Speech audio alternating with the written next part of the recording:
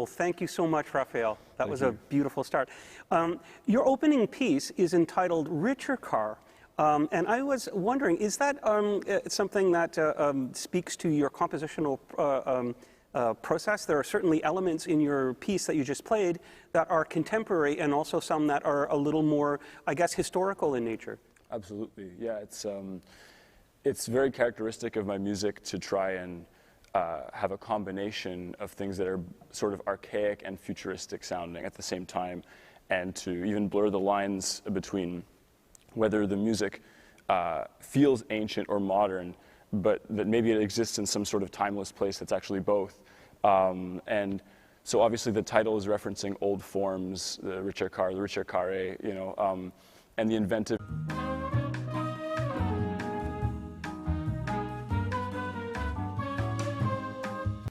And we're back. Sorry for that technical interruption, folks. As the title of this masterclass is called, it's called In the Face of Adversity, and we had a little bit of adversity and we crawled back from it. We're just going to pick up because we're not sure exactly where we left off in the last segment. We're just going to pick up talking a little bit about richer car or richer carre. I had mentioned, Raphael, about the kind of, I wouldn't say exactly tension, but certainly combination of older ideas and modern music in that piece. And I specifically mentioned the Bach chaconne and the cello suites in terms of techniques. Could you speak to that a little bit, please? Yeah, well, there's, you know, obviously a vast variety of techniques in that one piece, as you mentioned. Yes. Yeah, including, you know, these arpeggios and, you know, various types of counterpoint. And I wanted to try to integrate a little bit of that, but with my own language, which is different, of course. What's very typical with my music is to, you know, use more modality, and especially Middle Eastern modality. So to try to weave in that counterpoint, but in that context, but also this kind of riff-oriented language, and to try to develop that in a way that was also kind of Baroque and ornate, you know. It's really this convergence of these forms, but I like the feeling that the music could have been written hundreds of years ago, but also that it's completely new in the sense that there's certain elements where, you know, you can see modern music reflected back. I love that account. I also love the idea that you were saying that that it's the combination of the ancient and modern, and you're touching on those things. One of the things that struck me about it as well is Yeah, I'm going to play just an excerpt of a piece from our first album, Through Darkness into Light. The piece is called Through Darkness, and I'll play a few parts of it now for you.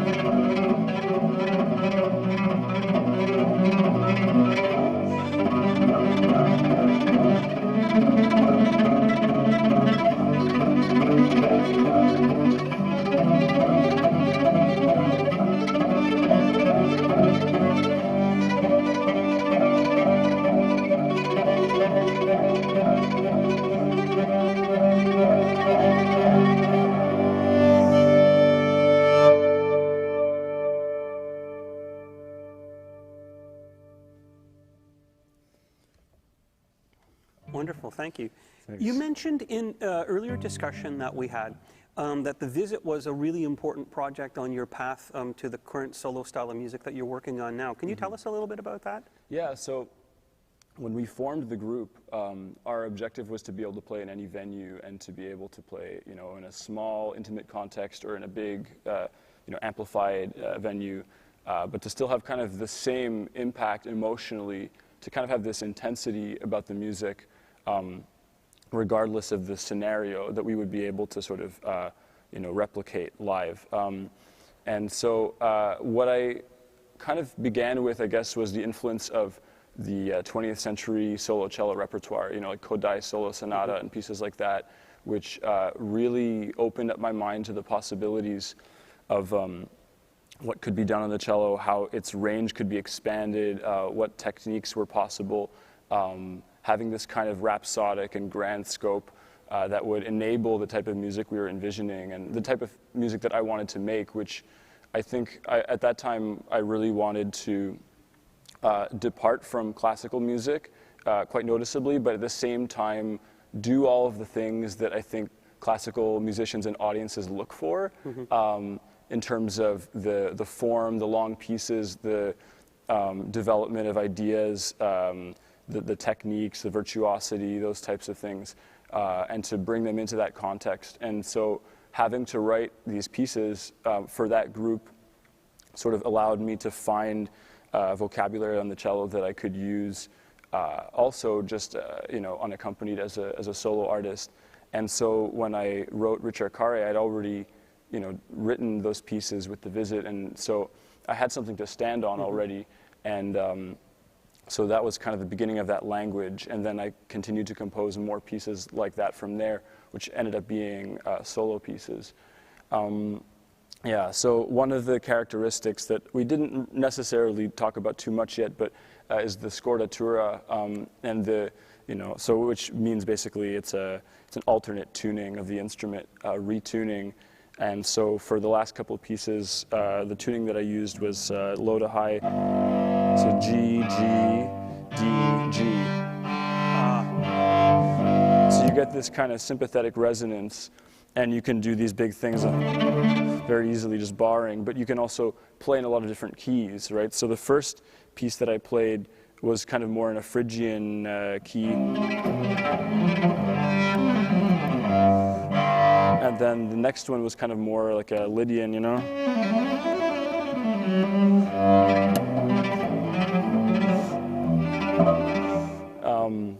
So it's a completely different color. And then there's also other kind of Phrygian shapes that you can do. Oh, yeah.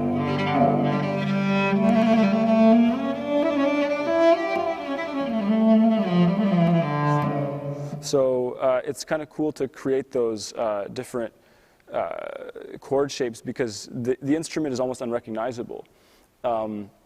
So for me, that was a really important step in kind of finding my own voice on the cello and having a certain confidence in that, because it was something I wasn't really hearing anywhere else, and it was a place where I felt like, you know, even if I wasn't always doing my best, I was still kind of in control of that that world a little bit, and I could shape it the way I wanted to. And even just now, you probably noticed the cello was settling a little bit, and the string just kind of totally popped. So these things happen, you know. Yeah. Usually it's the low one that kind of wobbles a little bit. So yeah. Now, speaking of the low one, I was thinking that particular scordatura that you have actually is giving you an extended range, and we're also having this wonderful opportunity for drones that you use quite a lot. Yeah. Did part of the reason for that particular tuning grow out of the nature of the ensemble where you're supporting a singer? Yeah, partly. Yeah. I mean, I think it's just that playing single lines is what the cello normally does. But if you're playing with someone who can only do that, I mean, if you're singing, unless you're using looping, then naturally the vocals should have the melody or a melody, you know. And for me, my strength has always been more in rhythm and harmony and structures anyway. So for me, it was kind of perfect because I just enjoy playing rhythm, and I enjoy sort of mimicking the, you know, I guess what's analogous to like double bass drumming in metal, you know, to have these sort of, you know, to have the bow going all the time like that, and to have that sort of tremolo effect, sort of filling up the music. That was just fun for me, and it's very rare that you see that type of thing in the standard repertoire, apart from some showpieces, you know, but for it to be doing something more functional like that is exciting to me, and so it's just something that I enjoy a lot. It's that supporting role really can be quite a fun thing to do, and really a enriching thing too. Yeah, well, for me, it's like the instrument. You can really dig in that way, and with this sound, there's something quite menacing about it, something a bit monstrous. You know, if you're playing with the regular low C on the cello, you don't get that. Yes. You know, it's very noble and it's very like powerful, and you know, but it doesn't have that character. Yes. Which I really get off on, I think. So. Well, it makes me think that metal guitar players have long known that if you tune down a semitone, your instrument gets at least 17% more evil. Yeah, exactly. It's been around for a long time. So this opening section of the talk has given us some sense of the work that Raf does, and we're going to actually pivot just a little bit with this upcoming piece, and we're going to talk a bit more about his work in the last couple of years, and tie it in really to the theme of this the theme of the masterclass, rather, which is In the Face of Adversity, which happens to be the title of this piece that you're going to play as well. That's right. Great, thank you.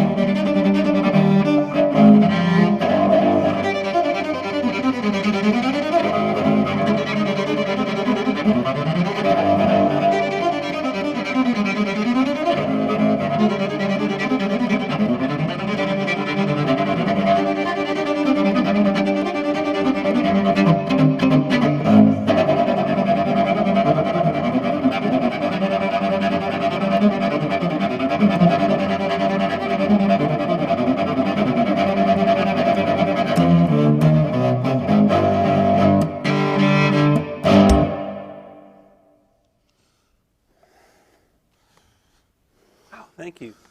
Fantastic. So this piece is In the Face of Adversity. Yeah.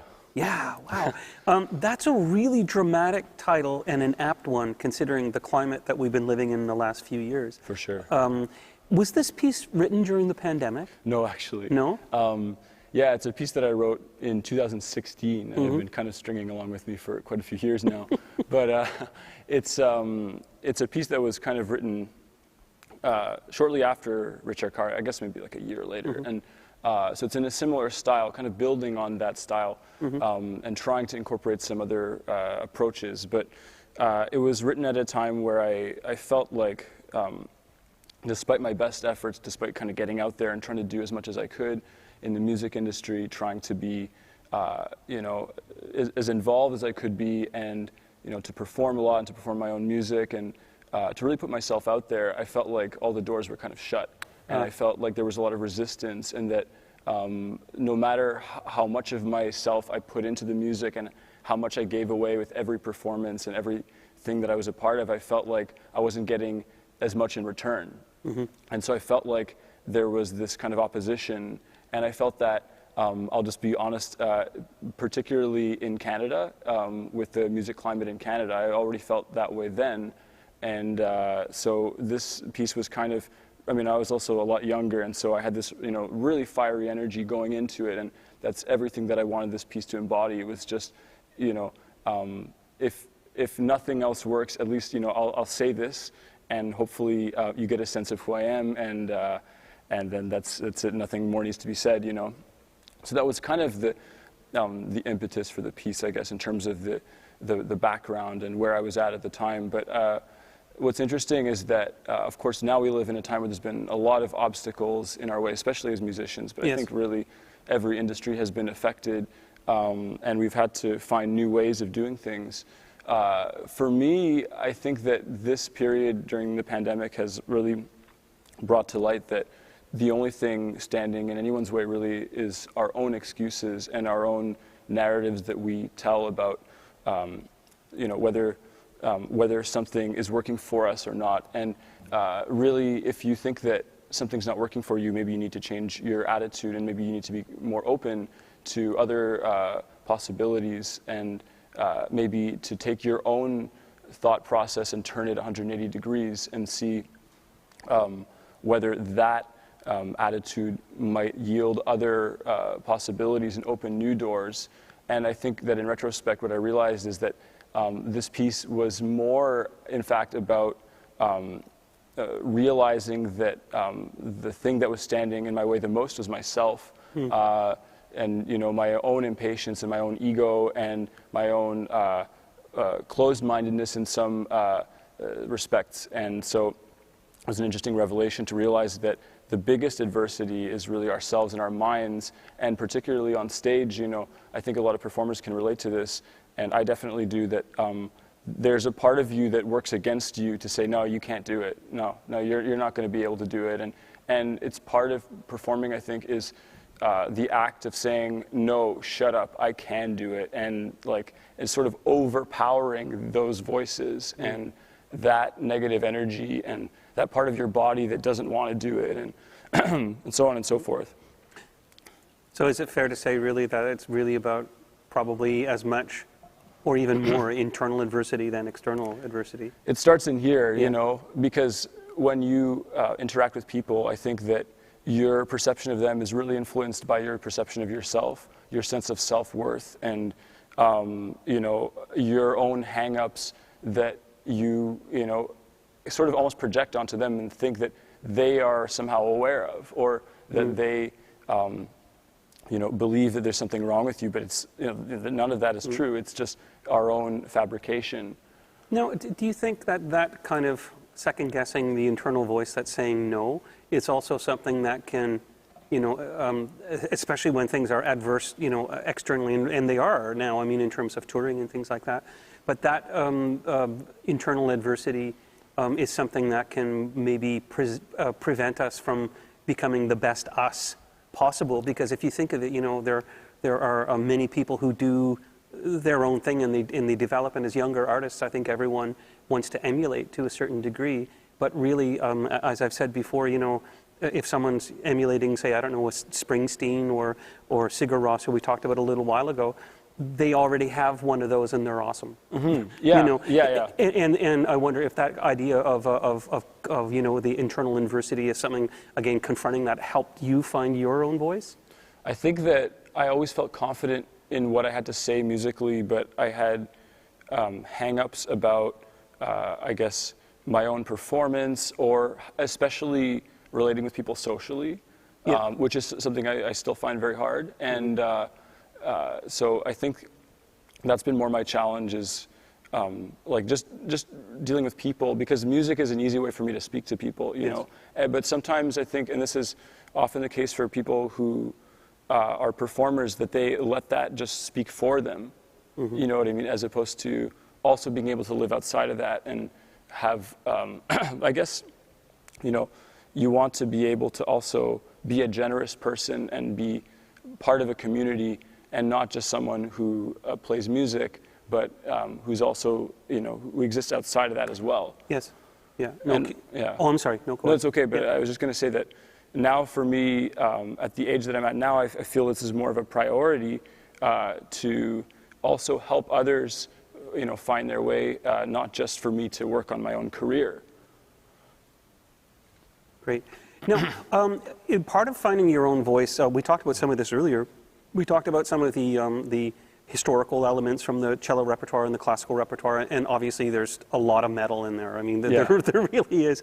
What I was going to ask you about is specifically about some of the non-Western elements that we're hearing in what you're doing. Could you speak to that in the music that we just heard a little while ago? For sure, yeah. So I think that for me, my musical language and preferences have always leaned towards the non-Western. Yeah. I think it's just felt like it's always spoken to me in a way that's a bit more deep and somehow a little bit more familiar, actually. And I think that it's just more congruous with my personality. So a lot of the pieces that I write, yeah, they use this, you know, kind of Phrygian mode, right? Or,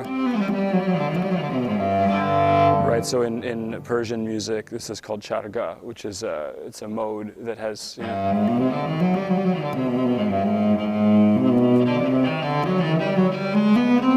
So it's kind of like a double harmonic minor, but it's not quite because, right, the semitone is kind of high, and then the augmented second is a little bit small. Yes. Right, so you get that kind of quality. And for me, things like that, or more sort of quarter tone intervals, it's always really spoken to me.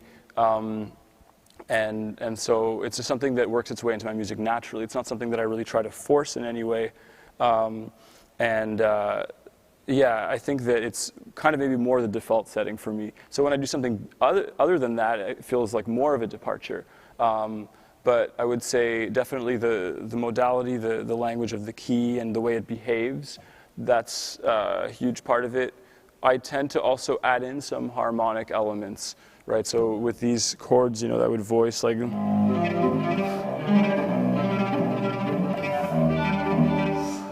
to kind of create a little bit more of a feeling of movement in the bass.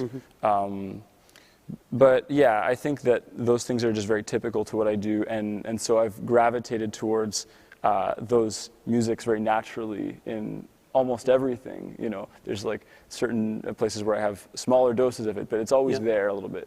And I'm thinking, you're the kind of player that I could hear probably about 5 seconds of it, and I know it's you. Right, Yeah, right, and right. it's because that I guess you've speaking of, you know, adversity, you've quieted that voice, and you know, that you did actually look inside and realize these are the things that I need to put together for my authentic voice. Yeah, for me it was necessary to just do that because I felt like so much internal friction playing things that didn't vibe with me, you know, and I just had to play either pieces written by other people that resonated with me, or just simply write my own music and do it in a way that really embodied the sound world that I wanted to envision and that felt the most right to me, I guess. Thanks. Now, on our roadmap that we have here, I think we're going to do a short looped improv. I think actually we'll do one a little bit later. Okay. Yeah, I think we could talk a little bit. This is probably a good time since we've been talking about Middle Eastern modality. Oh, that'd be great. To talk about my Camancello group. Great. Which is basically, it's another duo with cello and Camanche, which is where the name comes from, Camancello. And so our catalog is completely improvised. And so that's kind of the nature of that collaboration, is that we would basically just get together and play music and not really plan anything. And there was this kind of shared understanding of what we needed to do, and a lot of listening and very little talking, you know, very little sort of planning of any kind, really. And for me, it's very beautiful, you know, to be able to just do that and to be immersed in the music and not feel like, even within the improvisation, that one has to adhere to some sort of rule, but that we're listening in the moment and allowing the music to evolve of its own accord. And for me, it was also a great way to dive a lot deeper into Persian music, Kurdish music, and those traditions that, you know, I was familiar with to an extent from listening to growing up, but I never had the chance to really play with someone, you know, from Iran who had been living that, you know, that type of music.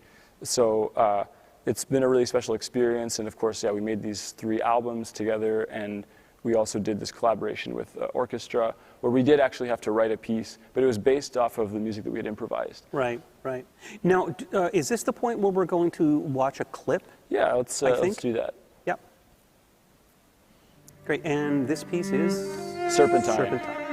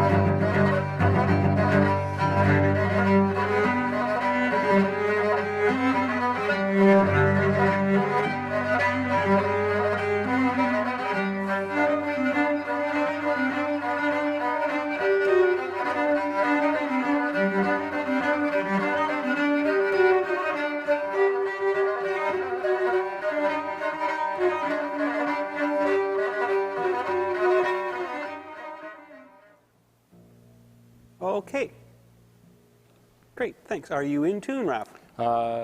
Just about. Just about? So I'll just Okay, this is live, so if we have to have a little bit of live tuning, then so be it. I'll get a sense of what I'm doing. Well, so before I was in a completely different tuning. Yes. Now.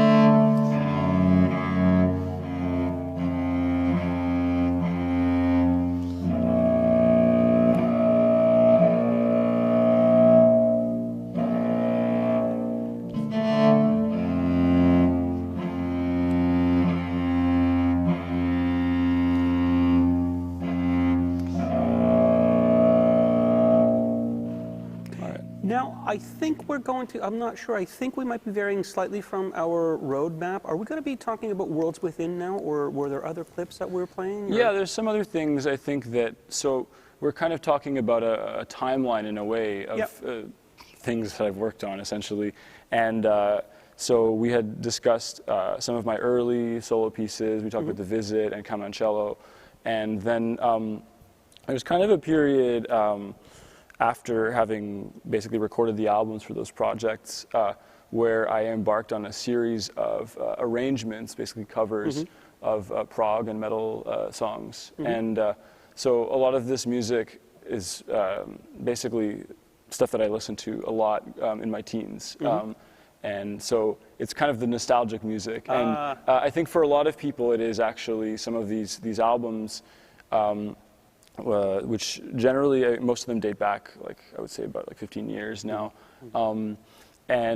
So I kind of wanted to see how I could basically reinterpret that music on the cello, but to really also expand the cello vocabulary and repertoire in doing so, because it's easy to play things that are standard, but what if we could also expand the repertoire by playing music by other living composers that are not necessarily classical, and to kind of create a precedent for that by making good and interesting arrangements, and also to kind of do that in different ways. So, for example, some of the arrangements that I made were for multiple cellos, like a traditional cello ensemble, very acoustic, very layered, for maybe like 6, 7, 8, 9 cellos. But then other arrangements I did were really designed for electric cello, as it could be used, for example, in a band context with drums and so on. So there were kind of these two different approaches that I was experimenting with, and trying to reimagine these songs from growing up, and then to create YouTube videos and to kind of put that side of myself out there as well to show a bit of my roots. So that's kind of the trajectory, those covers that led then into making a solo album. Great. So we could hear some of them now, I suppose.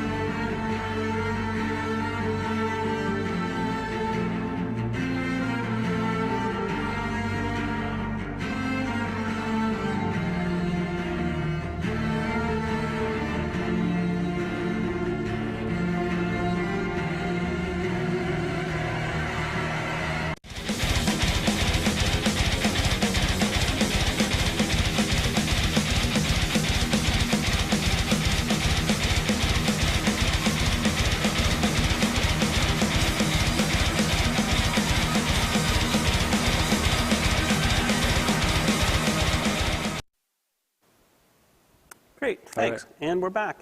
The next thing I think we're going to look at is Worlds Within. That's right. Which is a recent project, a solo project of yours.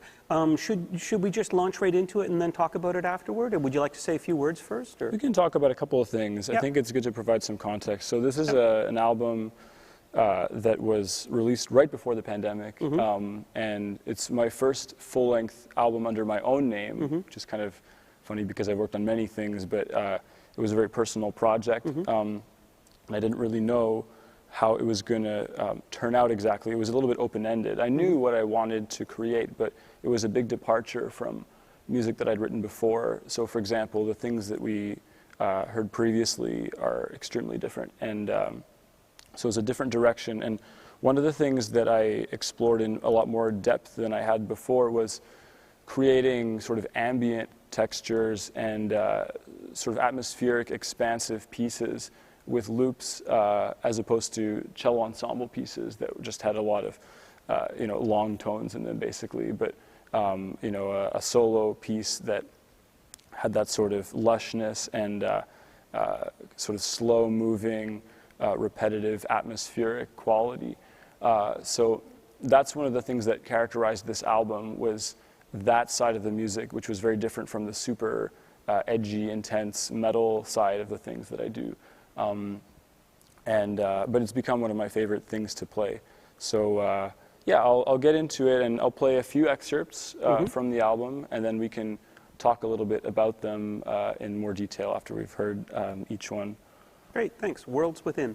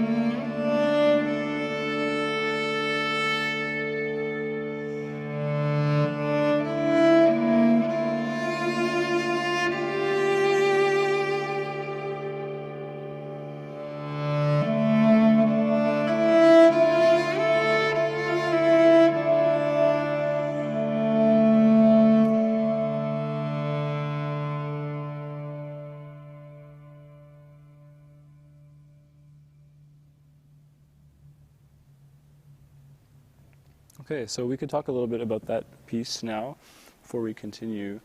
So it's a piece called Unending 1. So obviously there's an Unending 2 as well, which comes at the very end of the album. So those two are the bookends of the album. And I've always loved records that had this sort of multi-movement cycle, almost like a variation set, where the same idea keeps building, and it's the same piece, but it's kind of a new movement of that piece, you know, a new variation that is almost like the organism is evolving, and it's turning into this more kind of advanced life form. And so the idea behind this piece was that it would start in this sort of inchoate, like sort of time before humanity or time outside of humanity, and that the sense of time was felt very differently in the same way that, you know, for example, nature, the cycles of time in nature are very different, experienced by, you know, rivers or mountains or forests. It's very different from human time, and the sort of impatience and subjectivity that comes along with it. So it was this idea of starting from this unending ether and this sort of infinite sort of expansiveness of, you know, you could say nothing or everything at the same time, but definitely this world that exists outside of humanity. That's sort of what I wanted to evoke with this piece. And for the album to begin that way and then to end that way as though it's going back to this, you know, sort of this infinite, returning to the infinite at the end. But there's a feeling that the beginning could be a sunrise or a sunset, and vice versa. You know, the ending could be a sunrise or a sunset, depending on how you want to look at it. The only real difference is that the first one has this bass pattern, and the second one is... So having just a different ground bass, but the other elements are kind of the same, creates a completely different feel without you necessarily knowing it. With continuity as well, though. Yeah, exactly. So it's kind of like we've come home, but home is different now. You know, we've come back, it's a different time of day, and the light is coming from a different angle. And that's sort of what I wanted to evoke there. Another thing that I would say is characteristic here that's very different is that I think that these pieces helped me to embrace the kind of the singing and vocal side of the cello a lot more, in an improvisatory way, in a way that felt my own. Where like a lot of romantic music, for example, from the 19th century, never quite jived with me, and the way of playing that never felt quite right.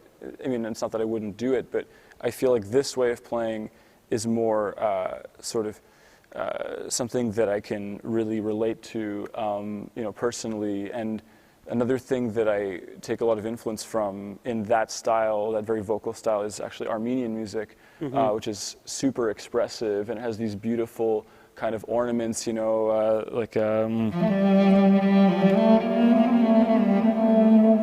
know, it's kind of got these really like expressive turns of phrases. It's like hyper emotional, and I really like that. It's powerful music, and in fact, I want to actually read you a couple of comments that we're getting. Okay. Truly incredible, Mallory W. Talent beyond measure, Anais A. Raphael is on fire as usual. Adriana C. Truly magnificent, Cat R. And this comment, actually, I want to read. What I find incredible with Raphael's music is how intense and meditative it is, yet it never gets tiring to listen to. It's that state about being in, I think, in the moment, and I think you were talking about this timelessness, and I think people are absolutely getting that for sure. That's super awesome to hear, and thanks everybody for saying such nice things about it. I mean, it's a nice feeling to play, especially music from this album. You know, at first I didn't think that the album could be played live, actually. It was a studio sort of project, and I didn't really know what its future would be. And then setting up my first show and doing a CD release and then having to learn how to play it opened up a lot of new doors, but I think that mostly it just became something very enjoyable to play, and certainly helped me to kind of get more familiar with this looping technology and to be able to use it more fluidly to make that more part of my playing. Great, thanks.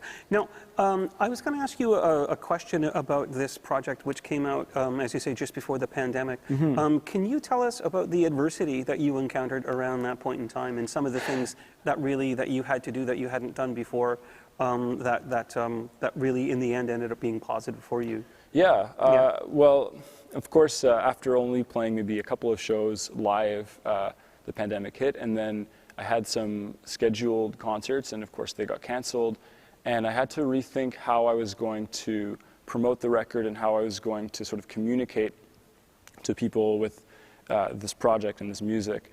And what became, I think, apparent to everyone is that the internet was kind of all we really had, and especially at the beginning. And so I felt that it was important for me to be more open about my creative process and sort of how this album was created and this music was created, but just generally how I work on my music, and to try to kind of open, I guess, a sort of a transparent window for people to see that process. And one of the things that helped to spur me on with that was that I started to do some live streams, and I played this material. I had to kind of bring it back. There were a couple months where I just didn't play it at all. There was sort of no opportunity to do it.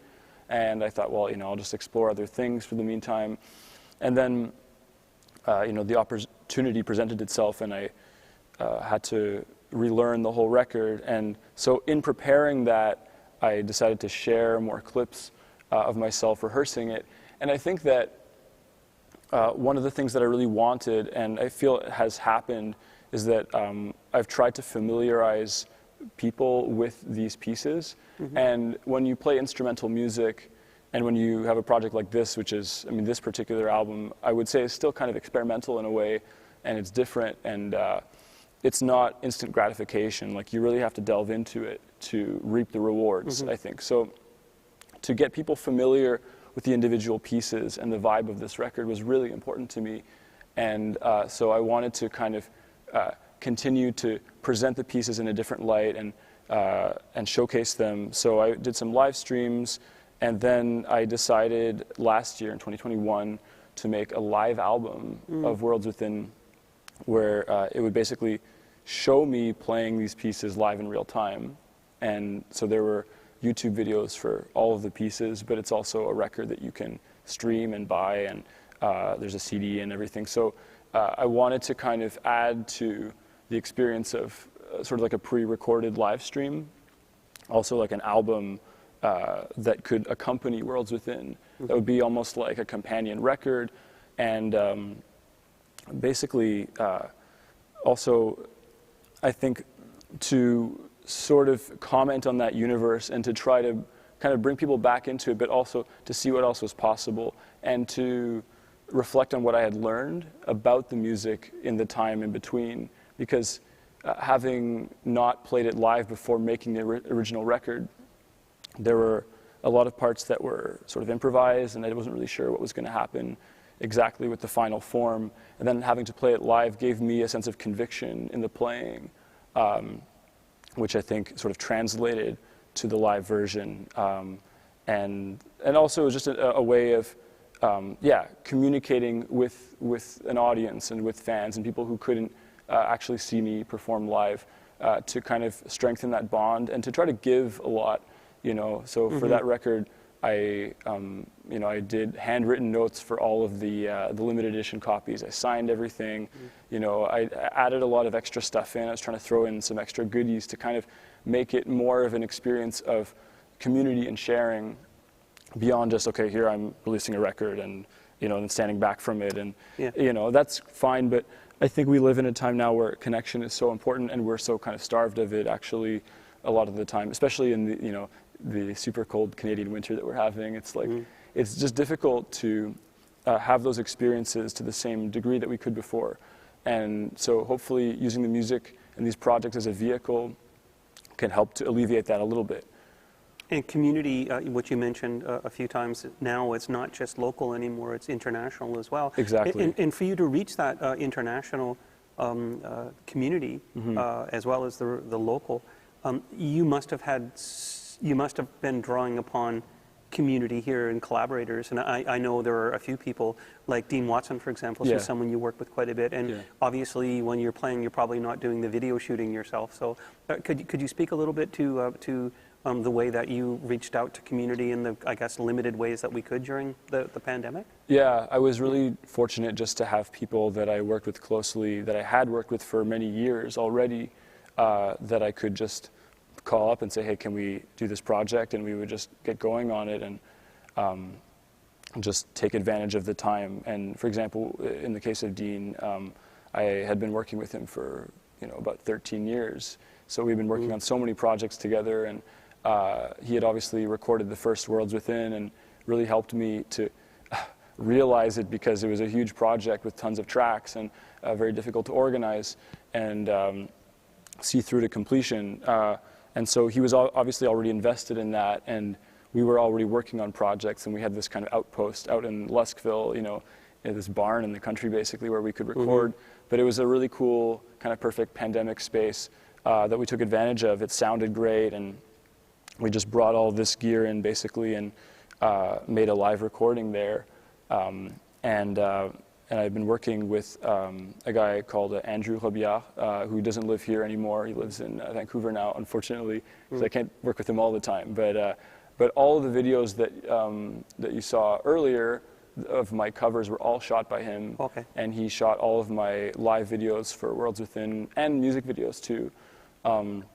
So he's also a frequent collaborator, amazing videographer as well, and so these guys were very easy to work with and close friends. So it's a question, I guess, of having a community and having people in your local area that sort of see eye to eye and are willing to help you realize a project like this. Because there are great people everywhere, and I think that's something that sometimes we overlook. We think, okay, well, you have to be in like LA or New York or something like that to have the best people, but I don't think that's true. I think some of the great artists and sort of craftsmen and stuff are in smaller places where you wouldn't expect them to be. And it's important for us to represent where we come from, I think, and create something beautiful that reflects that. Ottawa certainly has the community to do that. And I was thinking when you mentioned, relationships going back 13 years or so and collaborators, one of the people who comes to mind right away is a former student and someone who I very much like to call a friend, and that's Nathaniel LaRochette, who you work with in Muskox. And I know this was part of your journey as to where you are at now. Can you tell us just a little bit about Muskox? And I think we're going to have a little clip too. Yeah, so my involvement with Muskox dates back before almost every band that I've been a part of. And basically what happened was, speaking of Dean Watson again, my first project that I recorded with him as a teenager back in 2008 was, it was this metal project, and so I was mentioning, I'm really into bands like Opeth, and he said, oh yeah, there's a guy who's been recording in my studio recently, and he's doing this acoustic thing, and he's really into that stuff too, should get you guys to connect. And then, this was the MySpace days, and so not long after, it was like 2009, I got a message from Nathaniel, and he said, hey, do you want to get together and maybe play some Muskox material, or can you show me some electric guitar stuff? Because at the time, I was playing a lot of electric guitar, so I think he wanted to pick my brain a little bit. But then I said, okay, I want to do this Muskox thing, because I really wanted to get out there on the scene and be part of a band and play. So I came over and we kind of clicked instantly, and they're beautiful records. Oh, I'm glad you enjoy them. Yeah, I mean, so it's been a long process and a slow process too, but as a trio, so him and myself and Evan Runge, who plays violin, we've been together for a long time, and we've been making this kind of chamber music that's not really classical. It has a classical element, has a folk element, a progressive element, but it's evolved over time. And then, last year we released our record Inheritance, which I feel is the best representation of what we've been trying to achieve with that. And it's taken a while to hone it, but I feel really satisfied with where we arrived with that record. Great. Now, can we hear a little bit of Muskox? And I think the video that we're going to look at is Weightless.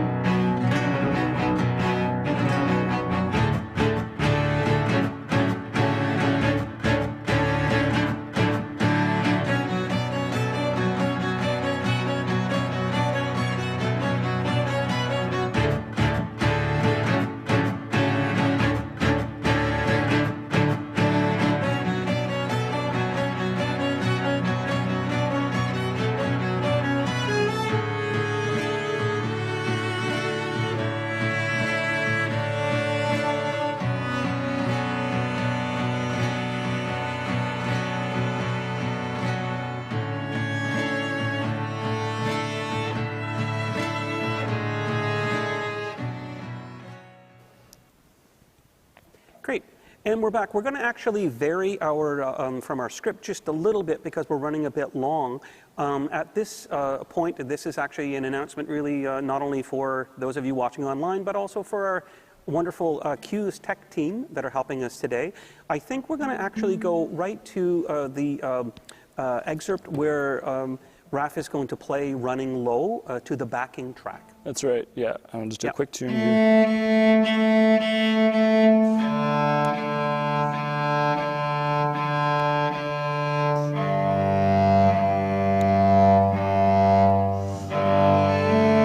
All right.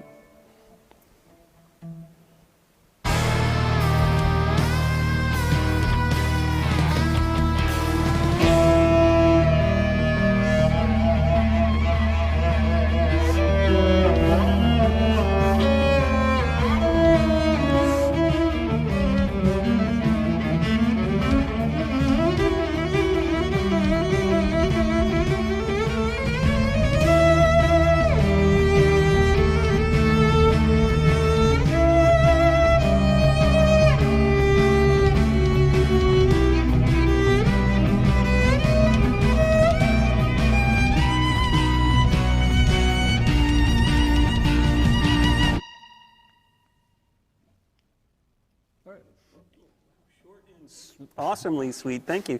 Now that's Running Low from a European band called Leprous. That's right. Now you've been touring with Leprous, am I right in saying that it's 2018? Since before then. Since before then? Yeah. So I started working with them in 2017, and then began touring the same year. And I've worked on 3 albums with them now and toured quite extensively. Although it's been a while now since I've been on stage with them, of course, given the pandemic and distance and everything like that. So that's sort of an example of something that I wrote for one section of a piece on the new album, just a kind of a solo part. There was sort of like this empty space, and so it was my job to kind of fill it with something that would sort of glue it together. And so I think it's an example of a place in that music, in that context, where I'm not doing something maybe more traditional, because often I'm playing kind of more traditional string parts against like a prog rock or metal kind of texture. And so here, the music has this kind of creepy vibe, and I wanted to play into that with this sort of like sul ponticello technique. Almost like E-bow on harmonic mode or something. Yeah, definitely. And then to also have some interesting rhythmic interplay, playing off of the beat, and then, so that it's sort of like, it's like you're not sure where the beat is, and then you land again. To have a little bit of invention in there, also within that context.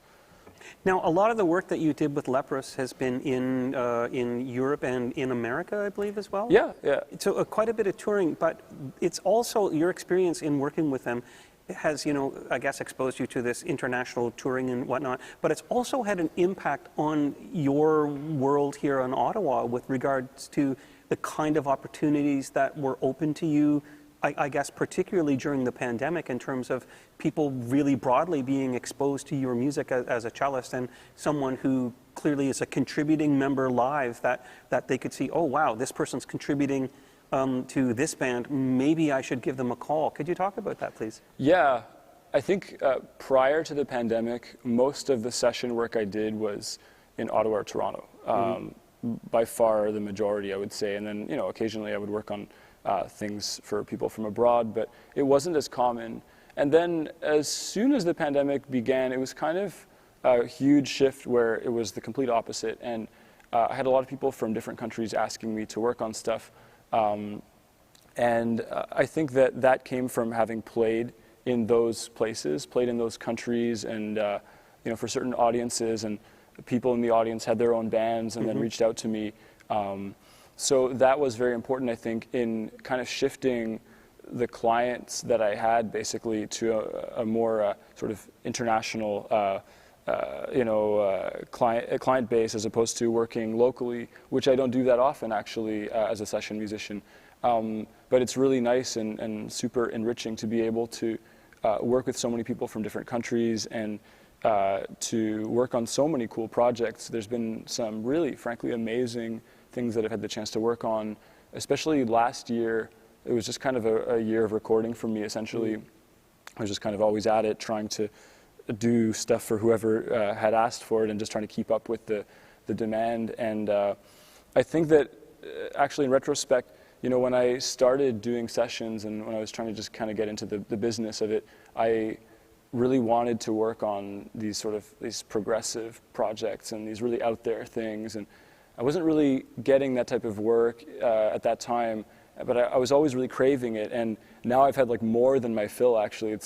It's been cool to get to that point of being able to work on all these things that really blow you away, and then you have to add your bit to it as well. Mm-hmm. So I'm thinking in this case, again, going back to our theme of, you know, of working in adversity, that a situation of adversity in the pandemic actually turned out to be, work-wise, a really positive thing for you in terms of being able to contribute, I suspect, to a fairly wide range of artists that would be asking for your work on their records. Yeah, absolutely. Yeah, and such a diverse range of music, and I think a lot of people who are super committed to making interesting things and trying to push the envelope in their own way. So it's been a great experience, and it's also really helped me to expand my skills in terms of recording, and you know, understanding how to use a DAW and how to get the best sounds from my cello, and how to kind of get a better sense of my own performance, actually. Because when you're the one doing the engineering and you're looking at the waveforms and you're understanding how you played, then you can draw a lot more conclusions. And when you're listening to your isolated takes a lot more, whereas when you work with an engineer, you don't get that information in the same way. And so I think you learn a lot faster by having to record yourself. And then the other part of it is that I have very high standards for what I do, and I rarely feel like I'm meeting them. So I spend a lot of time trying to really chisel away, making it as good as I can, and trying to see what's the next level I can reach, you know, what will make this sound better, and what's a better way of doing this type of a project. And working on different types of projects helps to kind of give you new tools that you can apply in the future as well. So perhaps down the road, people will be calling on you for your engineering chops? Well, maybe for editing cello takes. Now, we're on the home stretch now, Raphael. Yeah. And I want to throw, I've asked plenty of questions, and thank you for your wonderfully discursive answers. And we have some questions from the folks online. Sure. I think we are running fairly long, so we might actually have to keep these, you know, kind of short. All right. Yeah, yeah, snappy. yeah. Yeah. We'll think of it like the snap session. Okay. Does Raphael use other tunings other than the ones that you discussed, and which are these? Yes. Which ones? So the one I first use, again, GG, DG, but I also sometimes transpose that to A flat, A flat, E flat, A flat. So just up a semitone for everything, down a semitone, so F sharp, C sharp, F sharp, or down even to F. I've done that before. Then the cello is really in kind of a very relaxed place. CG is a great one too. Great on guitar as well. Great on 12-string. It's a really awesome. Yeah. 12-string needs to be in open tunings. Yeah, it does. Yeah. And then what I was using for Worlds Within is B flat FDA. Sometimes the CG I will do C sharp, G sharp, C sharp, G sharp. B F sharp DA is another one. F sharp DA is also a really good one that I use a lot. So you get the super low F sharp, but you still retain the brightness and the tension of the upper strings. So you can still play in that kind of singing register, but you can also get the grit down low. Yeah. Great, thank you. That's quite a clutch of tunings. And Rebecca W. asks, when did you first consider mixing multiple styles like metal, classical, chamber music together, and how did you get through the challenges of popularizing your own musical style? Great question. I think that it was always kind of instinctive for me to blend those types of music, but I think that specializing more and more in cello in particular, and making that my voice and having to use that in so many different projects, also kind of like as a sideman and collaborator, that helped me kind of sharpen my expressive ability and help me to kind of find a synthesis of those things that would feel natural. In terms of popularizing, I mean, it's a big question, but I would say just trying to do a good job, basically, trying to play it as well as I can within, you know, the degree of preparation or whatever, to be professional, play well, you know, play with a lot of energy and give a lot. For me, that's kind of, if I don't do that, I feel a little bit weird afterwards. So I really try to just give everything, even if I'm completely spent at the end. In terms of online, more recently, I've really made an effort to be very present on there and share a lot of stuff and really be there for my community and, you know, answer questions and, you know, thank people for all the nice things that they say and all the stuff that they share. Like, basically, those are the things that I've tried to do. And beyond that, I mean, hopefully, you know, luck, I guess, is a factor too, but luck is only good if you come prepared and you're, you know, in the right place at the right time, so. That's true. What do they say? Luck tends to come to people who work really hard. Yeah. Yeah. Thank you. Well, actually, one question was from Adriana was, when did you start working with Leprous? And we talked about that. But thank you, Adriana. That was around 2017. These are, this is a technical question. Actually, a comment first, not a question, but your bleed cover was sick. Oh, thanks. That's from Danny G. Awesome. Okay. Is there a strategy that you follow when you're making covers or new compositions? With covers, what I generally try to do is I have to assess whether I think that I can do as good a job or better than the original. If I feel like I'm going to fall short of the original by a lot, then I don't think it's a good investment of time. I have to find an angle on that piece that's different, that people haven't expected. I feel like that's the best way to render these things. Either you're extremely true to it and you kind of replicate the tones and you know, you have to get a really good production and that sort of thing, and you have to play it exactly note for note, or you try to put a completely different spin on it, which is what I do a lot with the more sort of cello ensemble-oriented stuff, and maybe reharmonize certain things or add new lines that weren't there before, maybe extend a part, try to do something that takes it into a whole new sound world, because I think that people who know the original will appreciate it if that's done well. A couple, one really short one, and then a few more after this. Who made your cello? Okay, it was made by Raymond Schreier. He's a Canadian luthier. He lives in Sault Ste. Marie, and yeah, he's one of the best out there. And so I'm really lucky to be playing on this beautiful cello that he made. And yeah, I'll always be playing on it. It's really become just, you know, part of me. And I think, you know, from the first time that I played it, like the moment I just touched it and started playing on it, it was kind of like I just fell in love with it right away. And I was like, yeah, this is it, you know, this is the cello for me. So. It's an amazing thing when that happens with an instrument. Yeah. Okay, just a few more. Where are we at? This one, oh, sorry. Excellent performances and clips. I noticed that in Ricercare and Above, I was listening to that last week, there were some elements of metal. Over the years, has your performance composition texture been in any way influenced by Finnish cello metal group Apocalyptica? I would say less now than it was before. I mean, I discovered them quite early on. Yeah. You know, I think I got my first Apocalyptica CD when I was like 13. Yeah. I think it was, yeah, Inquisition Symphony. So the early stuff where they were doing the covers mostly at that time. Yeah. And I think that a band like that, I mean, groups like that really paved the way for artists like me to do what I do.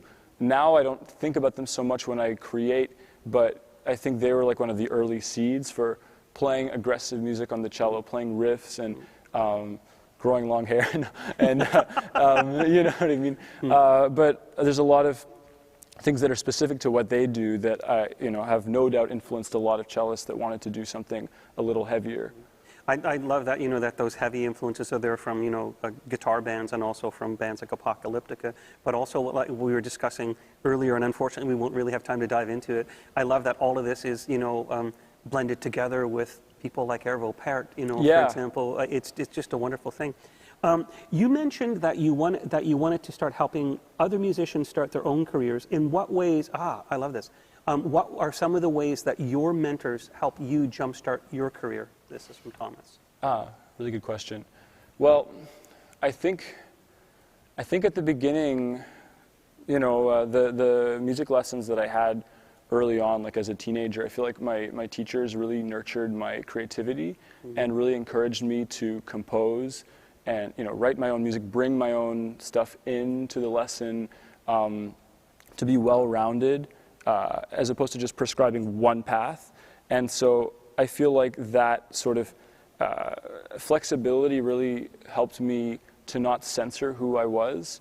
And I think that's really a big issue for classical musicians, is that they get the creativity beaten out of them so early that they've forgotten how to use it, because there's like something almost Pavlovian that stops them because they're worried about sounding bad, basically, or doing something that they're not supposed to do, or that not everybody does, you know, is this fear of not doing the same thing as other people. And I think having a bit more permission to be myself and to kind of go for it in that way really helped, so that even later on when I was getting deeper into classical music, you know, in university and conservatory and going to kind of more straight ahead schools, I always had that sort of rebellious quality, I guess, and a very selective way of taking in information. And I think that, so I guess I would attribute like my early lessons growing up, you know, to being able to preserve that spirit and to be able to live with it and never lose it. Wow, that's such an important element, I think, of education, that, you know, that people are given the tools, but also the courage to be the best them they can be. Yeah, exactly. Yeah. This is actually, I think this is the last one that I'm going to throw at you. Okay. Have you had a chance to check out the new Meshuggah track? Any thoughts on it? Not yet, not yet. When I get home, I'm going to listen, but I've been busy kind of getting ready for this and doing other things, but yeah, I'm looking forward to hearing it. Okay, thank you so much, Raphael. We are going to conclude today. Thank you for the conversation. Thank you for the wonderful playing. Thanks to our folks watching at Carleton through our a regular online class meeting, to the folks watching on YouTube. Also, many, many thanks to the CUES team who are working behind the scenes here at Dominion Chalmers Center, Carleton Dominion Chalmers Center. Also, many thanks to the staff here at Carleton Dominion Chalmers Center. Also to Faculty of Arts and Social Sciences, School for Studies in Art and Culture, and to Carleton Music. Thank you all so much, and we'll see you next time. Thank you, Raphael. Thanks so much.